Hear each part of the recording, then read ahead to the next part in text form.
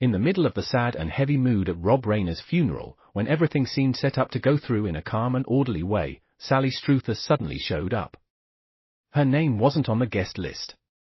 Nobody expected her to walk in. Her being there right away made the whole room feel even quieter and stiller. When Sally stood up to speak, her voice shook a little, but it didn't break. Her words came out like they had been held inside for way too long, letting out the deepest secrets from her heart. Things she could never say while Rob was still alive. Sally said she had loved Rob since the days of All in the Family, in a quiet and real way, so deeply that she never asked for her feelings to be loved back. But everything changed when Rob married Michelle. The phone calls stopped, the closeness went away, and Rob became distant and cold, like a totally different person. The last time they met, Rob had said something she would never forget. "I'm slowly dying inside this house. I'm afraid my son will become a monster." Even so, Sally never blamed Rob. Over the many years that went by, even after Rob had left this world, Sally kept loving him just like she did at the start. Only now, it was a love that had made it through everything painful, but never went out. After Rob and Michelle passed away, Jake and Rami almost lost track of day and night. The house in Brentwood, already quiet, now felt even more empty. Every corner seemed to hold the leftover breath of their parents. They decided to have a funeral without any fancy show, just serious enough to say goodbye to two people who had lived quietly but deeply. Jake handled the plans while Rami was almost totally worn out, crying as she wrote the guest list, her tears dropping onto familiar names, as if each letter hurt like a new cut. The funeral happened at the small chapel at the end of the street where Rob used to stop every morning. Jake only invited people who were really close. A few old friends who had shared coffee with Rob and Michelle for decades, the neighbor who helped him fix the roof during a storm, and a few distant relatives they hadn't seen in years, but who still held his memory in their hearts. Rami hesitated a long time before calling each person. Her voice shaking as she said, "Rob and Michelle, my parents are gone. If you can come to see them off one last time." On the day of the funeral, the sky was lead grey. No rain fell, but the air felt heavy, like it could break any second. Two dark wooden coffins were placed in the center of the chapel, covered in white and pale purple flowers, colors Rob had once called beautiful in a sad way. The ceremony started in almost total silence. The organ played slowly, each note stretching out like a last breath that hadn't fully gone yet. Jake bowed his head, his hands clasped tight, his teeth clenched to keep from falling apart. When the officiant read Rob's name, his voice was steady, yet every syllable seemed to push hard on the chests of everyone sitting there. When it was time to speak, Jake stepped forward, his legs feeling heavy like lead. He stood there a long time before getting out his first sentence. Rob was not a man of many words, but he taught us how to live through his silence. His voice cracked, his eyes got red. In the pews below, Rami could no longer hold it together. She burst into loud sobs, her hand over her mouth, but unable to stop the broken gasps. However, what made the whole ceremony pause, almost like it couldn't breathe, came from a moment nobody saw coming. Sally walked into the chapel. In just a few quick seconds, all eyes turned to her as if everyone felt this uninvited person brought a story that had never been told. Sally Struthers appeared like a crack in a ceremony that had been serious and closed tight. Just as the organ finished a long-held note, the heavy wooden door at the back of the chapel slowly opened, making a dry, sharp sound that made several people turn around in surprise. No one expected any more guests. The list had been closed, the memory set so grief could go on in an orderly way. And there she stood, thinner than people remembered, dressed in black, her face pale with feeling. A soft wave of whispers went through the pews. Some recognized her right away. Others needed a few seconds to believe it. Rami froze, her hand on her lap suddenly gripping tight, while Jake frowned clearly, not sure what was going on. Sally looked at no one. She lowered her head and walked slowly down the center aisle of the chapel as if each step pulled along a piece of an old, painful past. As she passed Jake and Rami, Sally stopped for a moment. Her voice was very soft, almost fading into the air. "I know I wasn't invited, but I couldn't not come." Rami did not answer, only looked at Sally with a face both confused and heavy, as if trying to decide if she should feel angry, sorry, or just helpless. Sally sat down in the very last row alone, her hands clasped together. Her shoulders shook a little even as she tried to stay quiet. When the officiant kept reading the goodbye words, Sally bowed her head lower than anyone else, tears falling onto the backs of her hands without wiping them away. To her, Rob was not just a name said in ceremony. He was a memory, a part of her life that had drifted far, yet never really gone. When it came time for the moment of silence, Sally suddenly stood up. Once again, the whole chapel stir. Read. She took a deep breath, her voice shaking but clear. I'm sorry for interrupting. I just want to say a few words. Sally Struthers stood in front of the wooden lectern for a long time before she spoke. As if just saying the words out loud might make everything break. She looked down at the coffins, her eyes red but dry, her voice low and unsteady. We first met in 1970, Sally said when Norman Lear cast me as Gloria, and Rob had already been chosen to play Michael Meathead Stivic. The first time I walked into the script reading room, I saw him sitting there with long hair, a bright smile, and smart eyes. I was young, just in my early 20s, while Rob already had the confidence of someone who knew he was going to do something big. She said the early days of filming were messy and tiring, but Rob was always the one who made things lighter. He liked to tell silly jokes, sometimes on purpose to bug people. Sally smiled a little, the smile crooked with tears. But Rob was also the one who would turn to me when I was nervous and say, "Hey, it's okay. We're all in the same boat." To her, that closeness happened naturally without ever needing a name. Sally admitted that they talked about way more than just the script. Between takes, they would sit on the steps behind the set, sharing cold coffee and bits of everyday life stories. Rob listened. She said, her voice catching. He really listened as if everything I said mattered. That was what made her feel safe and also what let her heart go too far. Over the 8 seasons, Sally and Rob got so close that they were always together on set. They practiced lines together, laughed together, and worked together to fix the script so the audience would laugh more. Sally remembered one time when Rob pulled her aside and said, "Sally, if you can put the success of the whole series above your own part, you'll never be sad about losing a few lines." That advice, Sally said, shaped her career forever. She paused for a moment, took a deep breath, and then said something she had never said out loud in public all those years. "I liked him very much," she said softly, her voice a bit choked. "I sent him candy before every live show, we went out to dinner together and laughed late into the night. Once Rob told me that Penny Marshall, his wife at the time, was a little jealous because I kept laughing with him, kept hugging him. Rob laughed and said, 'Penny thinks you and I have something going on.' I just laughed it off because no matter how much I liked him, I knew it was only a quiet, unspoken feeling." Sally said there were days when she on purpose got to the studio early just to see Rob walk in, his jacket loose over his shoulders, that familiar smile on his face. "He once asked me, 'Why are you so quiet today?' And I answered, 'It's nothing.'" She let out a soft laugh and shook her head. The truth was, there was a lot. I just didn't dare say it. Over time, the feelings inside Sally quietly changed. That secret young crush with no place and no name slowly got put away, making room for a different kind of connection. More steady, less painful, more like brother and sister than wanting. Sally learned how to stand next to Rob without expecting anything. How to smile when he was happy in his own way. It wasn't giving up, but a quiet kind of growing up where the heart knows when to step back so nobody gets hurt, including itself. When she talked about the filming years, Sally always remembered Penny with a sad but kind smile. Penny often brought sandwiches and coffee to the set, going around to everyone, checking on them like the cast and crew were her little family. It was that simple warmth that made Sally see Rob had picked the right person to go through life with.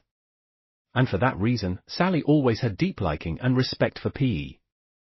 NNY in her heart, not as a rival, but as a kind woman who was in the right place at the right time with full honesty.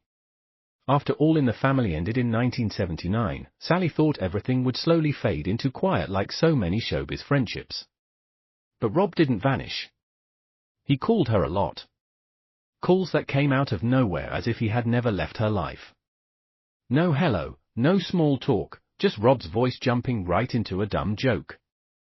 Sometimes totally random before hanging up before Sally could even answer. She would always freeze for a few seconds, then laugh out loud in the empty room. A laugh that felt good and hurting at the same time.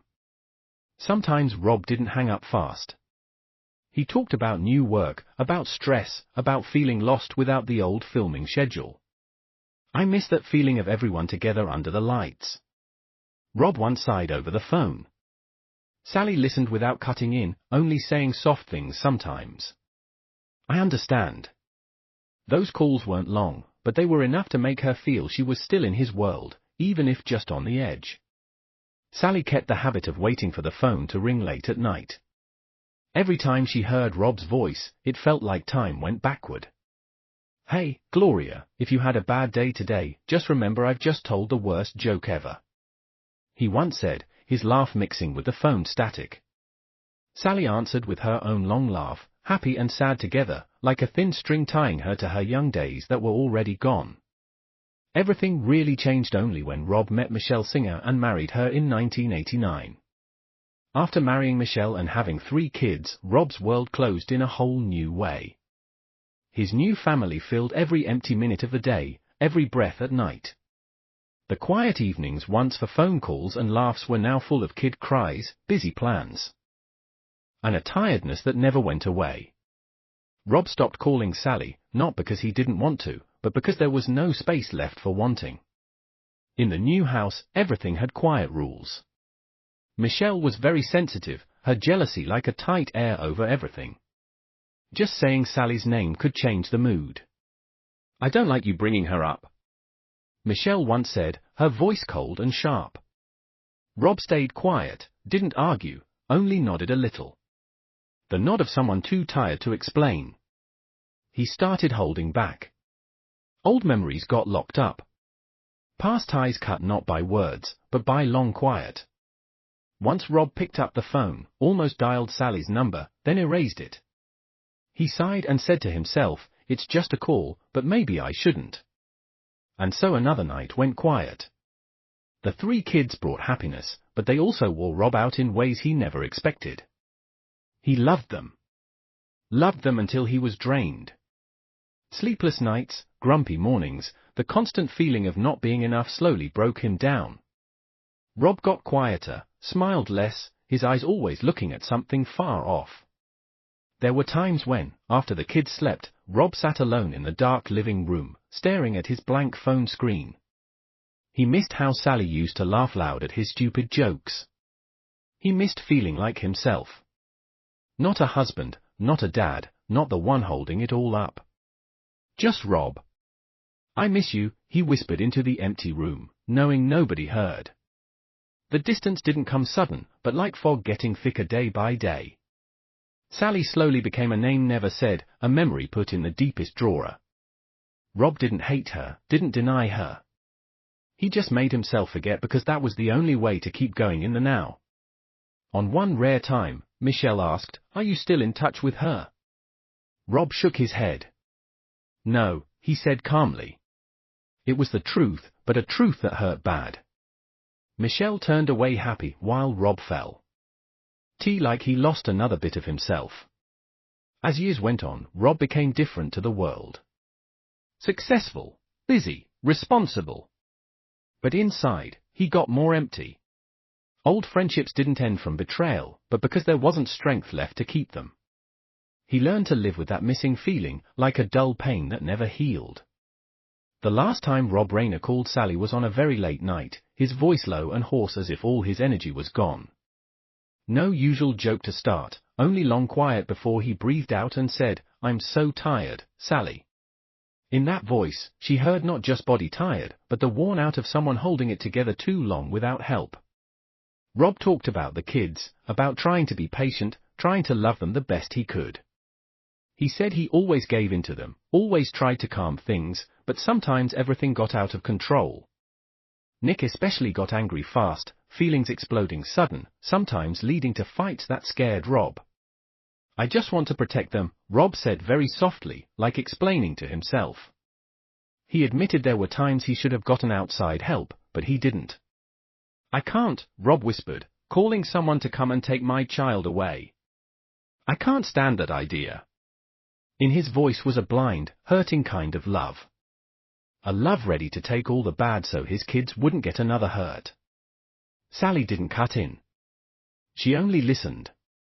She could feel Rob slowly fading into his roles as dad, husband, and the one in charge of everything. He didn't talk about himself anymore. I can't, Rob whispered, calling someone to come and take my child away. I can't stand that idea. In his voice was a blind, hurting kind of love. A love ready to take all the bad so his kids wouldn't get another hurt. Sally didn't cut in. She only listened. She could feel Rob slowly fading into his roles as dad, husband, and the one in charge of everything. He didn't talk about himself anymore, didn't ask about her. She put the phone down very slowly, didn't cry, only sat there a long time in the quiet room. Later, life pulled them different ways, and their closeness slowly faded. We didn't fight. We didn't break up, Sally said, her voice full of sadness. We just quietly drifted apart. She turned to Jake and Rami, her look softening. Rob was a good man, not perfect, but real. And whether you know it or not, he used to talk about you with a very quiet pride. Rami lowered her head, tears falling without sound. Jake tightened his fist, his jaw clenching. She turned back to the coffins. Goodbye, Rob. Thank you for believing in me, even when I no longer believed in myself. No one stopped her. Maybe because everyone could tell the pain in her voice was real, plain, not asking for pardon. Jake turned a bit to Rami and whispered, he used to mention Sally. Rami nodded a little, her throat tight as if all the pieces suddenly fit in the most hurting way. When the ceremony ended, Sally was the first to go. She didn't wait for anyone, didn't look back. The door closed behind her, leaving a strange empty feeling, not loud, not big, but hurting. That uninvited showing up had stirred old things thought buried, reminding everyone that some ties, even when not in daily life anymore, still come back at the saddest times. Jake was the one who threw the first handful of dirt into the grave. The sound of earth hitting wood was a dull thump like a door closing that he could never open again. He turned to Rami and said softly, almost no sound, we did everything we could. Rami nodded, but the empty in her eye showed she didn't really believe it. As people slowly left, only Jake and Rami stayed standing by the new grave. On the simple headstone were Rob's name and 2 short dates. No more tears now, only tiredness and a lasting hurt. The funeral was over, but for them, Rob's leaving was just starting to really hit. A hurt that didn't bleed but ached for the rest of their lives. So, what in the end was the relationship between Sally and Rob? Were they just co-workers, friends, or something more unclear that neither ever dared to name? How close must they have been that a phone call without hello was enough to make Sally laugh out loud in an empty room, and that Rob could tell her the deepest tiredness of his life? Sally Struthers was born on July 28, 1947 in Portland, Oregon, into a family that was far from happy. Her father, Surgeon Robert Alden Struthers, left when she was only 9 or 10 years old. She grew up with her mother, Margaret Caroline Joris, and her sister, Sue, in the quiet Concordia neighborhood in northeast Portland. Her mother worked hard at the Bonneville Power Administration to support her kids while also fighting bad depression. Sally once said, "My childhood wasn't as perfect as people think. I remember days when my mother would sit quietly in a corner of the house, and all I knew to do was hold her without saying a word." Her mother worked long hours, tired and emotionally shut off, while Sally grew up feeling she always had to prove she was worth something. At school, she wasn't a kid who stood out for looks, but she had a special energy when in front of people. A drama teacher once told her, "You don't just act, you live inside the role." That stuck with Sally for a long time. After high school, Sally decided to leave Portland for Los Angeles, a choice that was bold and had to happen. She took very little stuff, but in her heart was a strong want to be seen, to be noticed. In those early years, struggling with small parts and one failed try after another, Sally sometimes sat alone in her tiny rented room, wondering if she was chasing the wrong thing. "If I quit now," she whispered to herself, "what will I have left?" Sally's career started with small roles in the late 1960s. She danced on the Smothers Brothers comedy Hour and appeared short in 5 easy pieces. It was there that producer Norman Lear saw her and asked her to try out for Gloria in All in the Family in 1970. That role changed everything. Sally clearly remembered the first script reading. "I walked into the room and saw Carol O'Connor, Gene Stapleton, and Rob Reiner. I was shaking so bad I almost dropped the script. But when I read lines with Rob, everything suddenly felt natural in the weirdest way." Through the first 8 seasons of All in the Family, Sally and Rob became close friends on set. They often practiced lines together, fixed the script, and shared happy moments after each take. Sally Struthers once said, "Rob was a genius. He always knew exactly how to make the audience laugh at the right time. I learned so much from him." That closeness made them feel like brother and sister, but it also accidentally caused some mix-ups. Rob Reiner's first wife then was actress Penny Marshall, who had also tried out for Gloria but didn't get it. Penny sometimes felt uneasy seeing how close Sally and Rob were. Rob once told it funny to Sally.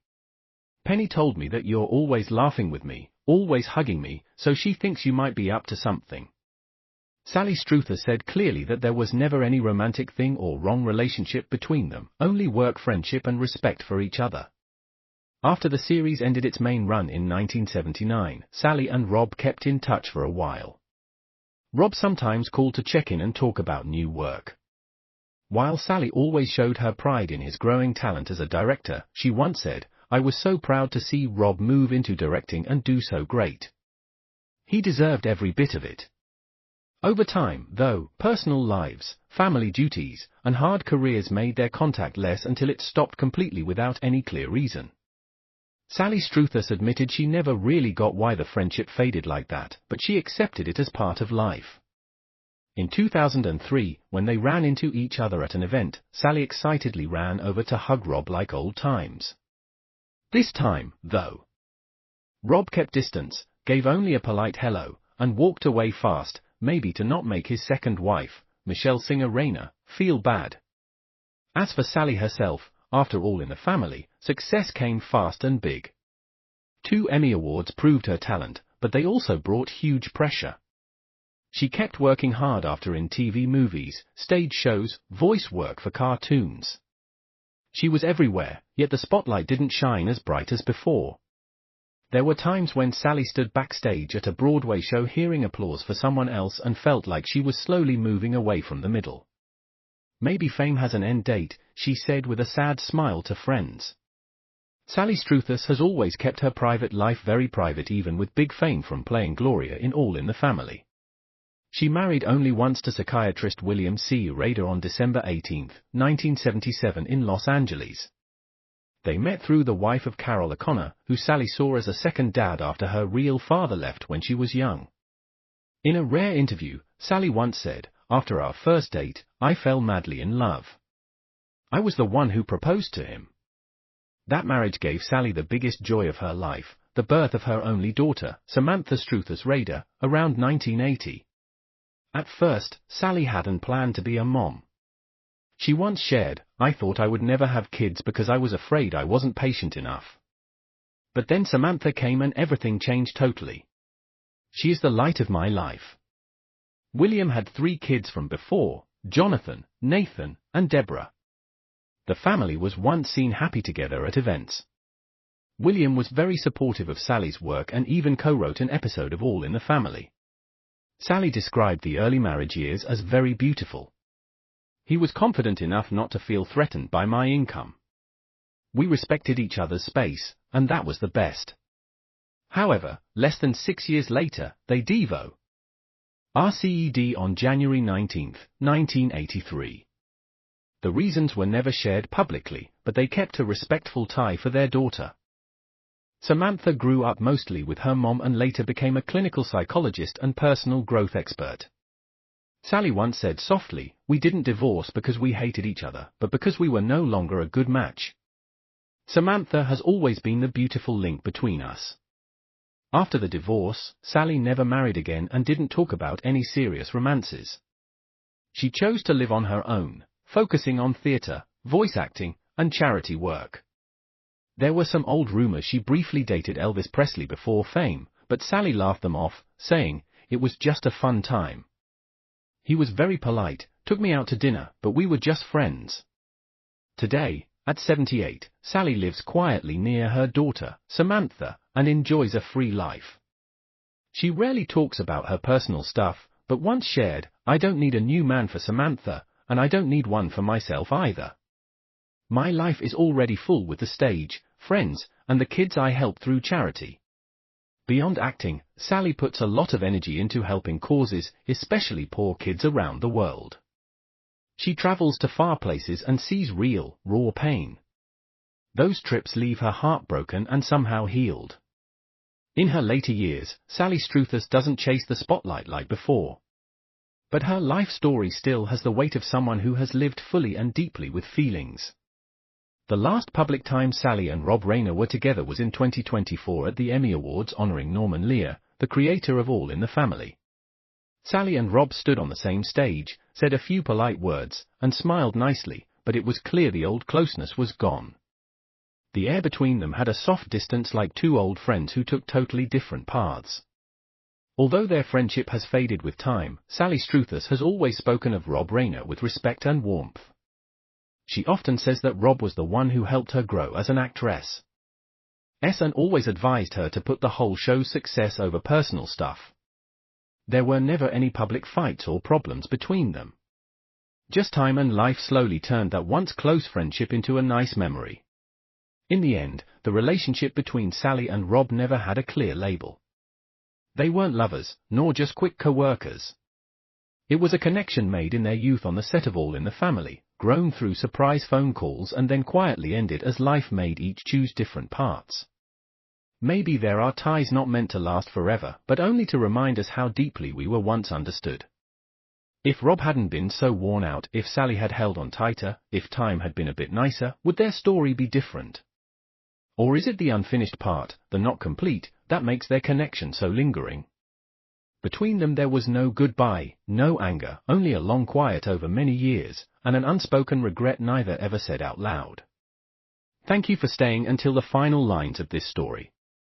If you too were touched by unclear relationships, by feelings without names yet very real like those between Sally and Rob, please leave a like or a comment to share how you feel. And don't forget to subscribe to the channel so we can continue listening together to stories that are sad, beautiful, and profoundly human. Where memories are not forgotten but retold with complete sincerity.